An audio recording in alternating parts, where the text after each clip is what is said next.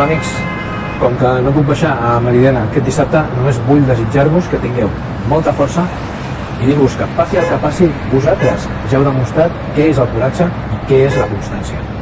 L'actual president de la Generalitat és un senyor que diu que és d'esquerra, proletària i republicana, i alhora és membre d'una família rica que tenia diners presumptament a paradisos fiscals, que fa sopars amb el Borbó i que està intentant acabar no només amb l'independentisme, sinó amb el país, la cultura catalana i el català.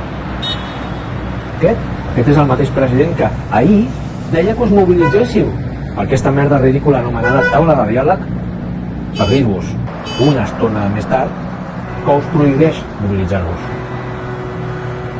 Són uns traïdors, tots ells. Mai no van tenir un pla. Ara, a la seva única supervivència consisteix en esclafar l'independentisme. Esclafar-nos a nosaltres i apropiar-se de tot el moviment i vendre'l durant molts anys com una fita que mai no podrem aconseguir. Ítaca. Però que si els seguim a ells i els putem algun dia ben llunyà, que no arribarà mai. Aquell dia tampoc l'aconseguirem, perquè és mentida. Perquè a ells els és igual el que vulgueu o el que vulguem. Ells ja tenen el que volen. Tenen el poder i ens tenen a nosaltres.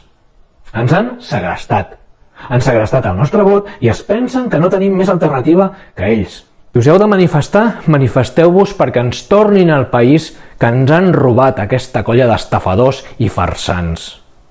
Van prometre la independència i ens han donat l'autonomisme i la mort del català, mentre s'arrosseguen davant el Borbó i davant l'estat espanyol.